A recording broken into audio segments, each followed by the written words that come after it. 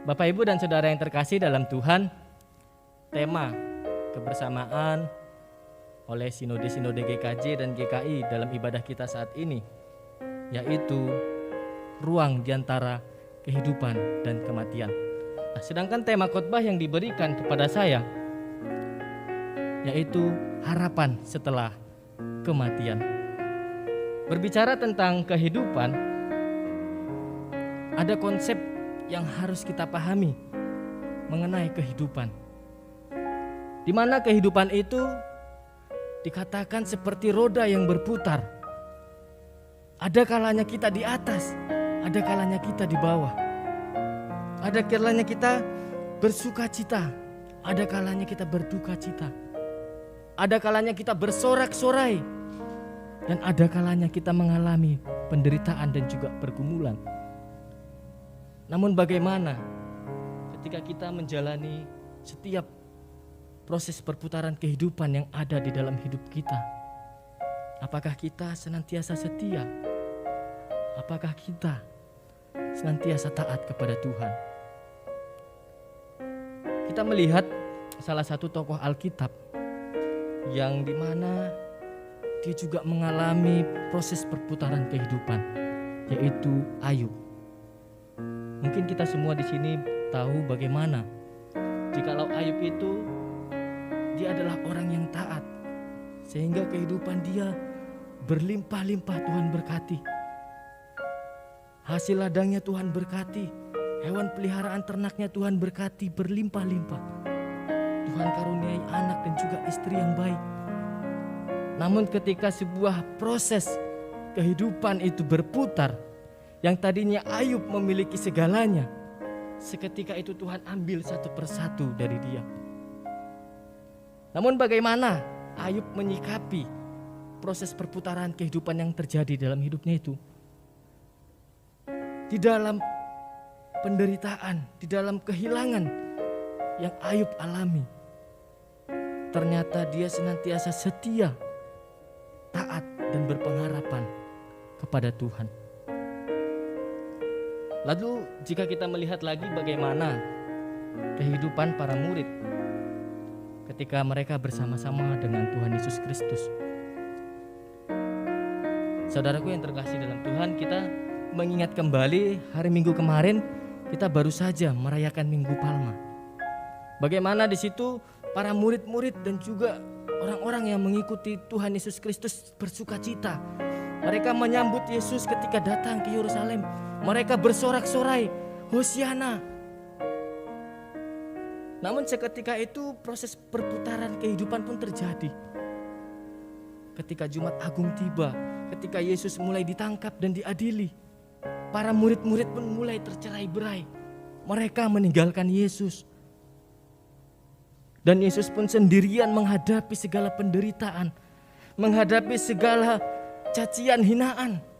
Bahkan ia rela dicambuk, disalib, sampai pada puncak penderitaannya, yaitu dia mati di atas kayu salib. Jika kita berbicara tentang kematian, kematian itu adalah upah daripada dosa, sebab dari dosa. Rasul Paulus mengatakan di dalam Roma pasalnya yang ke-6 ayat 23a dikatakan, sebab upah dosa ialah maut.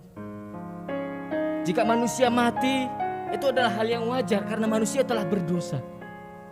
Namun jika kita melihat kematian daripada Yesus, Yesus adalah satu-satunya orang yang tidak pernah berbuat dosa.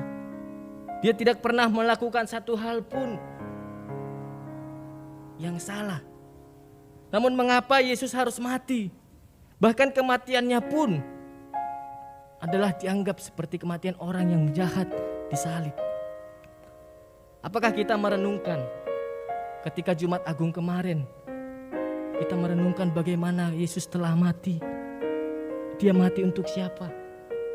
Apakah dia mati untuk dirinya sendiri? Yesus mati untuk kita. Yesus mati untuk menebus dosa pelanggaran kita. Namun apakah dalam Jumat Agung kemarin kita itu merenung, merefleksikan bagaimana kehidupan bagaimana kehidupan kita yang telah Tuhan tebus saat ini? Apakah kehidupan yang saat ini telah kita berikan kehidupan yang bermakna? Apakah dalam kehidupan saat ini kita telah menunjukkan kehidupan seorang yang telah ditebus? Inilah yang patut kita renungkan di dalam kematian daripada Tuhan Yesus Kristus. Hingga tiba pada saat hari ini, yaitu Sabtu Sunyi, di mana Sabtu Sunyi ini adalah hari di mana satu hari setelah Yesus mati. Ketika Yesus mati, para murid pun berada di dalam kekelaman. Mereka kehilangan sosok guru. Mereka kehilangan sosok yang selama ini menjadi garda terdepan bagi mereka. Sehingga di dalam Sabtu Sunyi ini dikatakan sebagai ruang penantian, ruang tunggu di antara ada dan tiada. Ada harapan, namun harapan itu masih belum pasti. Tiada karena sudah tidak ada lagi Yesus ataupun guru mereka. Lalu bagaimanakah mereka, para murid tersebut, menjalani Sabtu Sunyi, menjalani satu hari setelah kematian Tuhan Yesus tersebut? Kita bisa melihat kembali dalam ayat bacaan kita. Di dalam bacaan kita ayatnya 57 dan sampai ayat 61. Pertama kita melihat di sana dikatakan bahwa Yusuf seorang Arimatea meminta mayat Yesus kemudian menguburkannya. Di sini Yusuf orang Arimatea ini adalah seorang murid daripada Tuhan. Namun dia adalah murid yang biasa, bukan murid ke-12 murid yang selalu bersama-sama dengan Tuhan. Yang menjadi pertanyaannya, kemanakah ke-12 murid yang selalu bersama dengan Tuhan?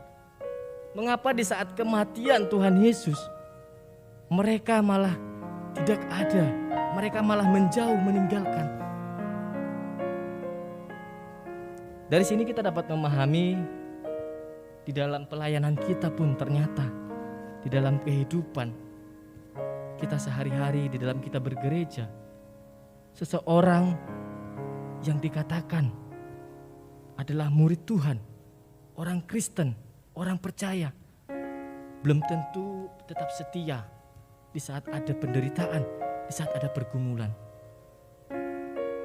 Kita melihat Yusuf Arimatea adalah seorang murid biasa, namun dia menunjukkan kesetiaannya kepada Tuhan.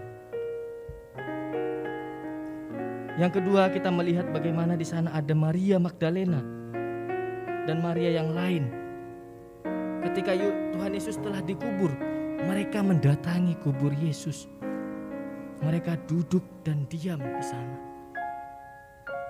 Duduk dan diam ini adalah momen bagi kita untuk menghayati bagaimana kematian Tuhan itu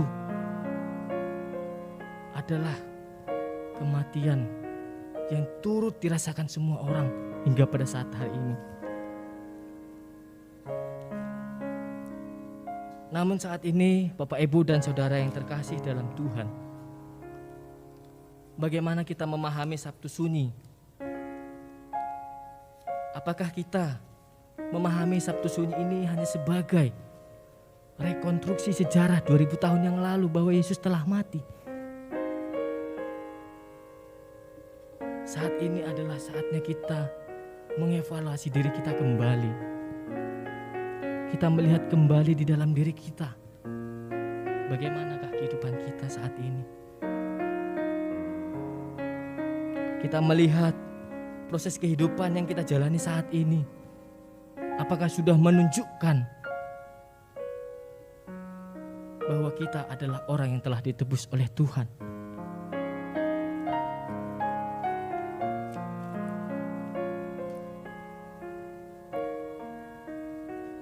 Dari sini saudaraku yang terkasih dalam Tuhan, dalam Sabtu Sunyi ini kita menyikapi bahwasanya di tengah penantian, di ruang penantian antara kehidupan dan kematian.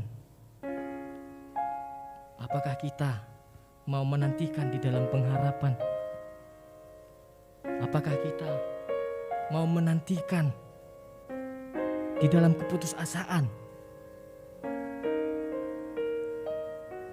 Saya tidak mengerti kehilangan apa yang saudara alami saat ini. Saya tidak mengerti pergumulan apa yang saudara alami saat ini. Namun saya hanya ingin mengatakan bahwasanya kehilangan, kematian, keputusasaan yang kita alami saat ini akan menjadi sebuah pengharapan bagi kita. Jika kita mengingat bahwa Yesus sendiri telah bangkit dari kematiannya, artinya Tuhan Yesus juga akan membangkitkan kita dari keputusasaan, dari kematian harapan kita selama ini.